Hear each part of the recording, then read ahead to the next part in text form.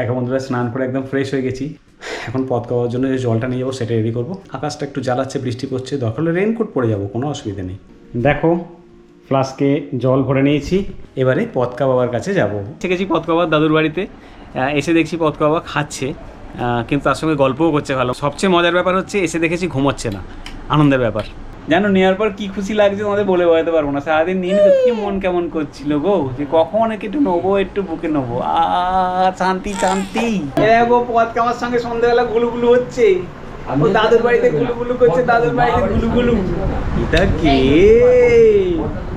এটা সোনা বাচ্চা, সোনা বাচ্চা। বাবার কোলে মাথা দিয়ে দেখো, সোনা আপনারা বাচ্চা, তুলে দিল তোমাদের দেখবার জন্য। সোনা বাচ্চা।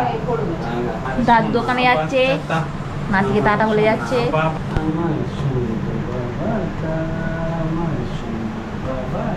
এই যে সারাদিন পর বন্ধুরা দেখতে পেলাম, কোলে নিতে পারলাম, ঘুমও পাড়াতে পারলাম, এর চেয়ে শান্তি মনে হয় কিছুতে নেই।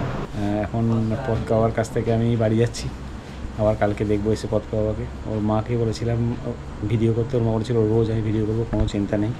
এবং ওর মা রোজই ভিডিও করছে, সারাদিনে হয়তো একটা। আর পথকেশ্বরে ঘুম হয়ে গেছে ওর সময়, কেন জানো? কিছু করেছে, কিছু করলে আর একটুও থাকবে না।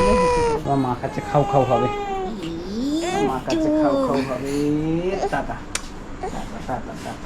বাড়িতে চলে এসেছি পতকা বাবাকে দেখে। তো বেরিয়ে আসছিলাম পতকা বাবা ঘুমোচ্ছে দেখে, তারপর আমি যখন বাইরে বেরিয়ে এসেছি গাড়িতে উঠতে যাব, তখনই দেখলাম পতকা বাবা কাঁদছে। গেলাম, উঠে পড়েছে, মায়ের কাছে একটু খেতে গেল যখন, যাক শেষে ওটাটাও দেখে এলাম, ভালো লাগলো। তো একটু কিছু খেয়ে নেবো, অল্প একটু দেরিতে খাবো, আর কিছু কাজকর্ম আছে সেরে নেবো।